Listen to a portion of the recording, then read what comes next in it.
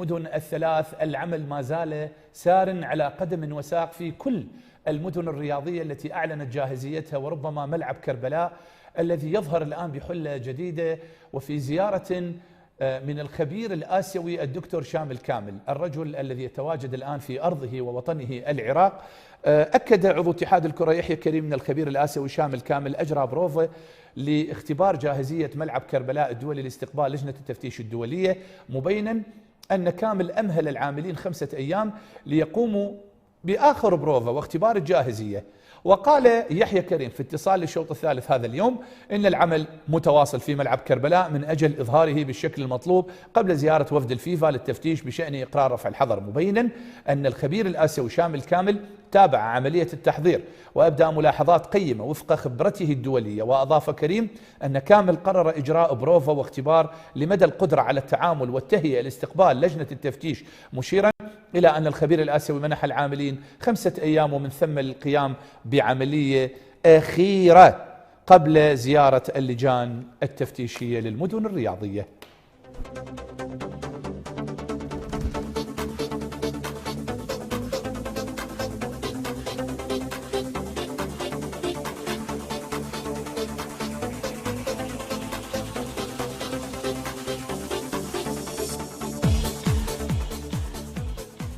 احنا كنا نتمنى في هذه الحلقة أن نتحدث عن ردود أفعال فريق الشرطة اللي خسر مباراته أمام كربلاء، اللي نوجه التحية لفريق كربلاء، نوجه له التقدير. إدارة تعاني الإفلاس، تعاني خواء ميزانيتها، لكنها أمام فريق متخم بالنجوم فازوا عليهم بهدفين، وبالتالي الآن جمهور الشرطة يطالب بإقصاء محمد يوسف، والإدارة ستحسم الملف. لكن قضيتنا اليوم هي قضية في غاية الأهمية، هي قضية دور الإعلام، دور الدبلوماسية العراقية، رد فعل الشارع العراقي إزاء التضامن لرفع الحظر عن ملاعبنا. وبالتالي سادتي المشاهدين سنترك هذه القضايا للحلقات المقبلة من برنامجنا، ونذهب إلى ضيفي الكريم الزميل الإعلامي والصحفي الرياضي هشام السلمان، الذي يتواجد معنا في استوديوهاتنا من بغداد وعبر الأقمار الصناعية للحديث عن وجهة نظر الإعلام الرياضي العراقي، دور الإعلام في هذه الفترة لغرض المساهمة في تدعيم ملف رفع الحظر عن ملاعبنا.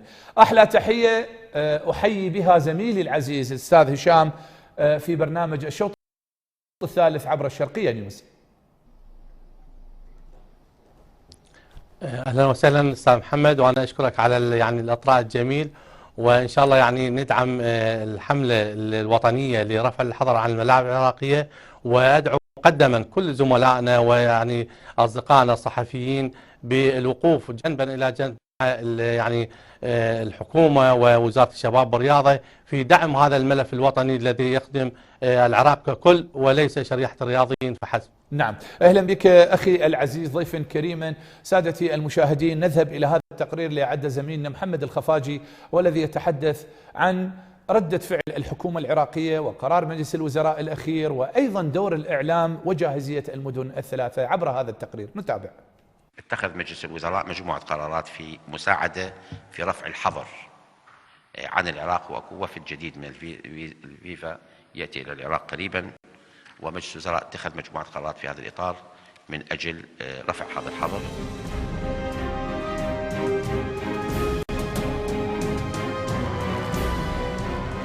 مع تقادم الأيام وقرب موعد زيارة اللجنة المكلفة من الاتحاد الدولي لكرة القدم بالتفتيش على بعض ملاعب ومحافظات العراق، ترتفع أيضا المطالبات الجماهيرية والحكومية لرفع الحيف عن الكرة العراقية.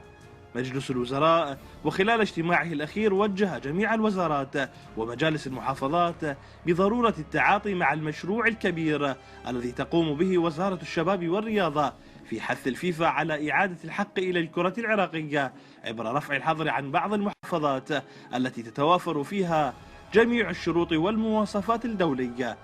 الحكومة العراقية ربما بدأت تدرك أن مسألة الحظر المفروض على ملاعبنا بحاجة إلى تكاتف الجميع فيه الجانب الحكومي، فمع الجهود الكبيرة التي تبذلها وزارة الشباب والرياضة واتحاد الكرة، إلا أن هذين المؤسستين لن تستطيعا تحقيق المراد ما لم تعضد الحكومة بمختلف مفاصلها دورهما في إقناع الفيفا برفع الحظر عن الملاعب العراقية.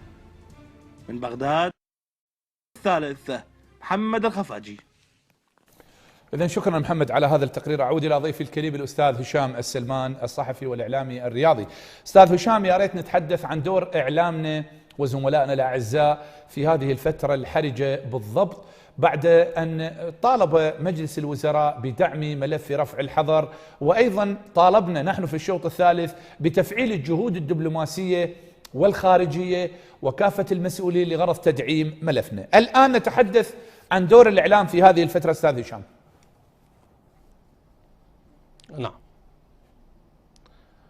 بصراحة أستاذ محمد، يعني الإعلام العراقي الرياضي تحديدا ليس اليوم وإنما يعني من سنوات كثيرة يعني تعامل مع ملف الحظر المفروض على الملاعب العراقية يعني أهمية كبيرة، لما لهذا الملف من يعني تأثير كبير على الكرة العراقية، خاصة وإن يعني مدة طويلة مضت على هذا الحظر المفروض على العراق منذ ثمانينات القرن الماضي. نعم، كان يعني هناك يعني فتح لهذا الحظر، ولكن سرعان ما تعود لجنة الفيفا ويعني تفرض الحظر من جديد.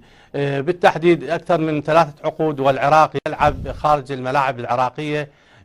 وبالمناسبة يعني العراق البلد الوحيد في العالم يصعد إلى كأس العالم 86 وهو لم يلعب مباراة واحدة على أرضه. اليوم تحديدا الإعلام الرياضي جاد يعني يعني أهمية كبيرة يعني إيلاء هذا الملف الأهمية القصوى. نعم. لما له تأثير على الشارع الرياضي العراقي وكرة القدم تحديدا. نعم. يعني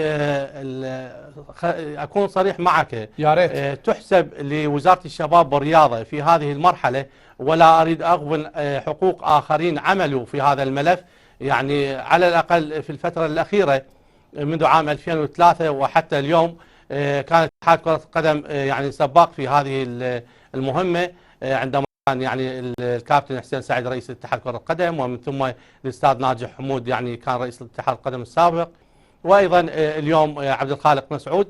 ولكن الجهود المبذولة من وزارة الشباب والرياضة والاندفاع الكبير من خلال يعني تحديدا وزير الشباب والرياضة عبد الحسين عفطان جعلت هذه المهمة اليوم تحديدا يجب على العراقيين ككل وليس الرياضيين يعني فقط أن يناصروا هذه الحملة، وأن لا يعني تذهب هذه الحملة يعني مثل ما ذهبت الحملات الأخرى. اليوم نحن في العراق أمام فرصة تاريخية لرفع الحظر عن العراق ورفع الحيف عن الكرة العراقية، اللي يعني للأسف الشديد كل منتخباتنا من ناشئين وشباب وأولمبي ومنتخب وطني تلعب خارج الحدود، رغم تحقيقنا الإنجازات، رغم تحقيقنا كل يعني أهداف الكرة العراقية، وإن خسرنا في بعض يعني البطولات، ولكن تبقى الكرة العراقية حية لا تموت وإن ابتعدت عن الملاعب العراقية.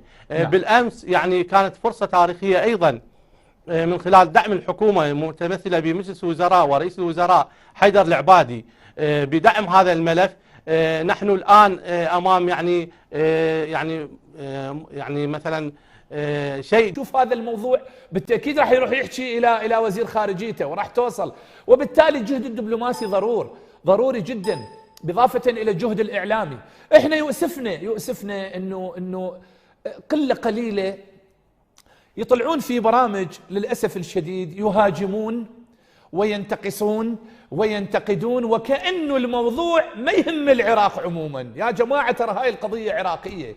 أنا بصراحة أقولها وجهة نظري المتواضعة أضعها أمامكم، اللي ينتقص من كل الجهود الخيرة اللي تعمل من أجل رفع الحظر عن ملاعبنا، بصراحة هذا ما يحب العراق، لأنه مو وقتها. الآن إحنا علينا أن نرص الصفوف، مو يطلع واحد يشجع العملية اللي تصير بشغب الملاعب ويطلع بتبجح في برنامج تلفزيوني محترم يشجع على إطلاق العبارات العنصرية والطائفية، وهاي إحنا اللي ما نرضاها وما نقبلها. يعني لو عندنا قانون بخير والله هذا يحاكم، والله المفروض يحاكم. تعال أنت ايش تسوي؟ أنت تريد تزيد من تفرقة العراقيين وتعمل على خلق الفتن بيننا؟ يا أخي عيب وحرام عليك إذا أنت عراقي وعايش بخيرات العراق، ما يصير يا أخوان. إحنا المفروض الآن علينا أن ننقل صورة واضحة إلى الجميع. يا جماعة هذا بلدنا، هذا وضعنا، احنا بخير، ملاعبنا بخير، صح تصير عمليات هنا وهناك، والآن العالم كله دا يشهد. ليش احنا نقلل من شأننا؟ ليش نحاول نكتب؟ اكو بعض الاقلام المأجورة حتى تدخل باسماء وهمية لان هم مو رجال، يكتبون على الفيسبوك ويقللون، والمشكلة انه يهاجمون كل اعلامي وكل صحفي يعمل لدعم ملف رفع الحظر ويصفوه انواع الجرائم والاتهامات، ياخذ رشاوي ويدعم. يا جماعه شنو رشاوي؟ هذا العراق. اذا اني ادعم ملف بلدي واريد الجمهور العراقي يتمتع بمباريات منتخباتنا وانديتنا، هاي معناتها انه انا اذا ارتشي هاي العقول المريضه جزء منها لانه هذا الفيسبوك الكشر اللي جعلنا هذا وبال علينا. وبالتالي ايضا ادعو كل زملائي واعزائي واخوتي كل الاعلاميين كل الصحافه انه ينتقون الضيوف عندما يناقشوا قضيه ما، وانه لا نحاول ان نسكب الزيت على النار من اجل توسيع المشاكل اللي تصير في دورينا والمشاكل اللي نشوفها احنا. هذا الموضوع في غايه الخطوره. يعني للاسف الشديد يعني واحد هو هذا لفوا على الصحافه اللي اجانا تالي وقت ما نعرف شنو هو هذا اصله وفصله، واجى الان وبدا يتحدث بلغه المعروف ايش وبدا بصراحه هذا الموضوع في غايه الاهميه وهو يعرف نفسه زين، لانه احنا ما نريد الان عندنا قضيه مهمه، قضيه رفع الحظر، تضافر الجهود، دعم مدننا الثلاث اربيل وكربلاء والبصره يجب ان تدعم بكل الطرق. كل ما اوتينا من قوه اذا احنا سباع والعراقيين سباع ومعروفين بكل شيء ان يدعموا هذا. خلوا المشاكل الخاصه بيناتنا الان نحلها فيما بيننا، احنا اهل واحنا بيت واحد. لا تشرون غسيلنا للناس والناس تضحك علينا يصير. يا جماعه مشاهدينا الاحبه، ايضا